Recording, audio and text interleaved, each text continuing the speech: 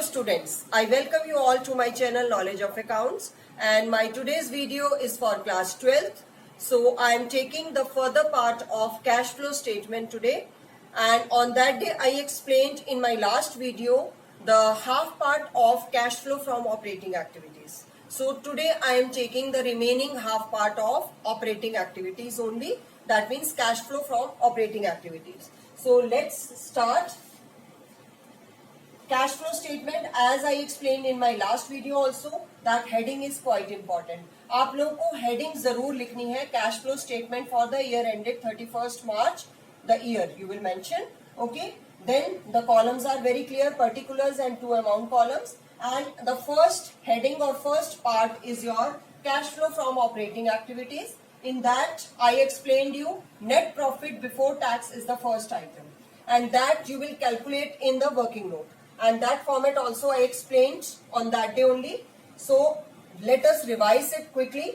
Balancing statement of profit and loss by deducting the previous year from the current year. Okay, or you can say current year minus previous year. तो जो amount आपके पास आएगा वो आपका balancing statement of profit and loss होगा. If it is coming in positive you will write positive. अगर वो minus में आ रहा है तो आप उसको ब्रैकेट्स में शो करेंगे. Then add provision for tax of the current year. Provision for tax is given in current liabilities in the short term provision. From there you will take the current year balance. Okay, वो आपने इसमें add up करना है. Then add you will transfer to general reserve.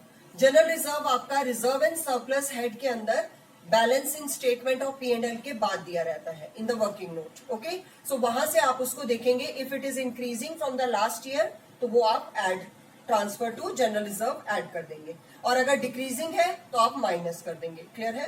Then interim dividend paid, और you can say dividend payable of previous year और propose dividend of previous year. तीनों तरीके से दिया हो सकता है.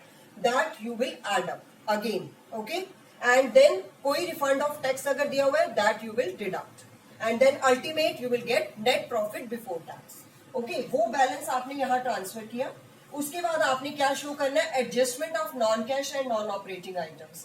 Non cash and non operating, जो नॉन कैश है, सबसे पहला हेड हमारा नॉन कैश एक्सपेंसेस जो हमारे हैं उनको हम लेंगे. That is depreciation of fixed asset and amortisation of intangible like goodwill. Goodwill की वैल्यू अगर डिक्रीज हो रही है, राइटिंग ऑफ हो रहा है गुडविल का, वो आपका एमोटाइजेशन ही कहलाता है. यानी गुडविल की वैल्यू या पेटेंट्स की वैल्यू अगर डिक्रीज हो रही है उसको हम एमोटाइजेशन ऑफ इंटेंजिबल एसेट बोलते हैं. सो मैंने यहाँ शॉर्ट में उनको लिख लिया है, although I have discussed in my last video. Depreciation, amortisation, interest on borrowings whether short term और long term, loss on sale of fixed asset, and you can say dividend, sorry increase in provision for bad and doubtful debts. अगर उसकी provision उसमें भी increase हो रहा है that you will add up. ये सारी चीजें ऐड होंगी, यहाँ पर ऐड होगी. ऐड वाला आप डायरेक्टली बाहर वाले कॉलम में शो कर सकते हैं. Then you will take the items which you have to deduct. That is profit on sale of fixed asset, loss is added, profit is deducted. Clear?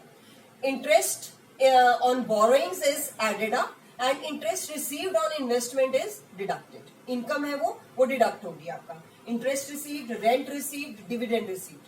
अगर कोई रेंट रिसीव हो रहा है कंपनी को, कोई डिविडेंड कहीं से रिसीव हो रहा है, सो वो सब डिडक्ट हो जाएंगे. And after deducting this amount, यानी जो भी अमाउंट्स आपके पास हेड्स रहेंगे, you will get operating profit before working capital changes. Till here I explained in my last video. So today I am taking the further part. अब after getting the profit, operating profit before working capital changes, what you have to do now? You have to take working capital. अब what is working capital? Working capital is current assets minus current liabilities. So mainly we are dealing here with current assets and current liabilities. Okay? So अब उसके लिए आप उनको कैसे deal करेंगे? Because I told in the balance sheet of company 2 years amounts are given. Current year का और previous year का. तो आपने क्या करना है? दोनों amounts को देख के उनको कंपेयर करना है एक दूसरे से एंड डिडक्ट करना है प्रीवियस ईयर को करंट ईयर में से. क्लियर हो गया? करंट में से प्रीवियस को आप लेस करेंगे.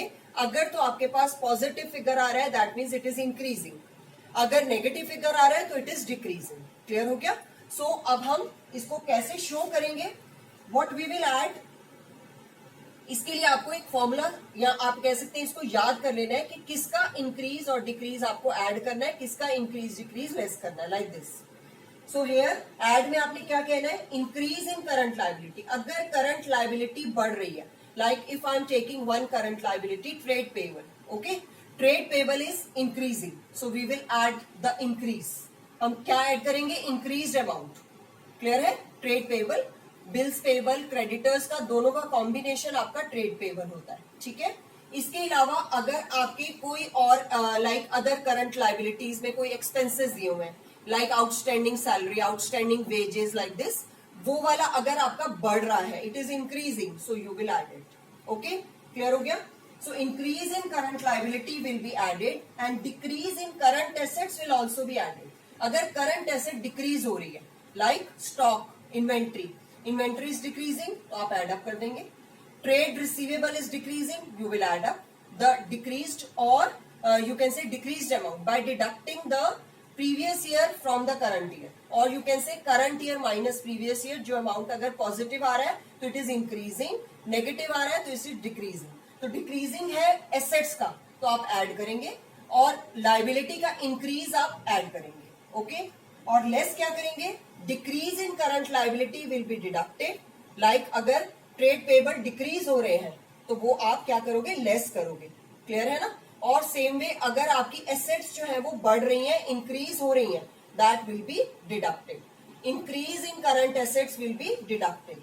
सो इसको आप इक्वेशन की तरह याद रख सकते हैं कि करंट लायबिलिटी का increase is added, decrease is deducted, और एसेट्स का उल्टा हो जाएगा, decrease is added and increase is deducted.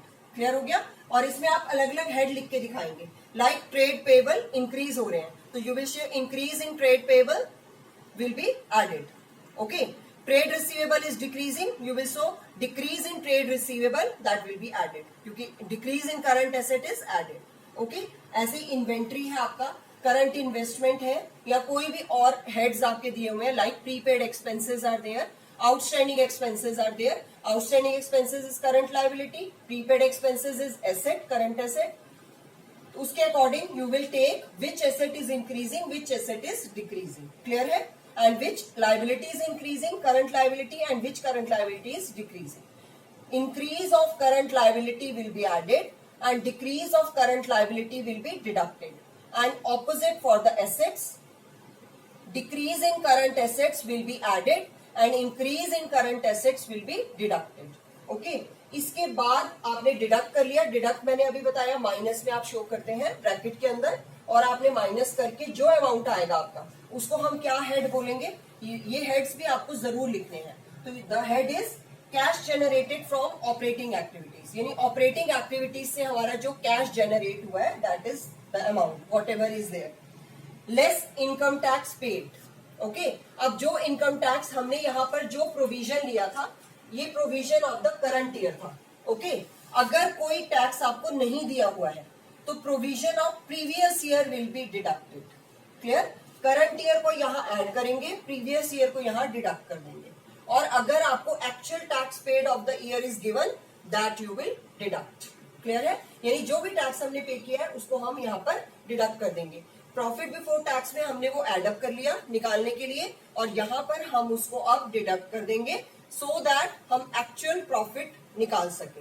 Okay, and then और लास्ट में हमारे पास क्या हेड आएगा यहाँ पर, cash flow from operating activities. अब हमारे पास जो हेड आएगा that is cash flow from operating activities. अगर तो ये प्लस में आ रहा है तो you will right cash flow from.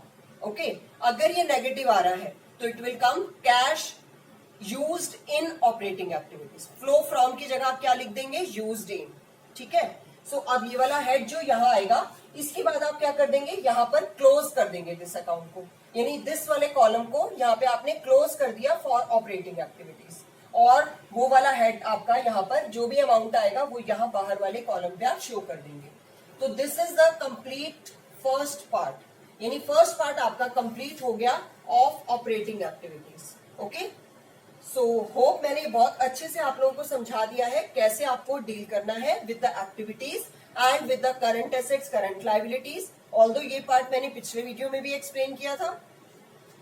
And this working capital changes today I have explain, and tax less करने के बाद में आपके पास क्या बचेगा, cash flow from operating activities, okay, और उसको आप आउटर कॉलम यानी सेकंड कॉलम ऑफ अमाउंट में ट्रांसफर कर देंगे, ठीक है। एंड ये वाला यहाँ पर क्लोज हो जाएगा। इसके बाद हमारा सेकंड पार्ट स्टार्ट होगा, that is cash flow from investing activities, okay.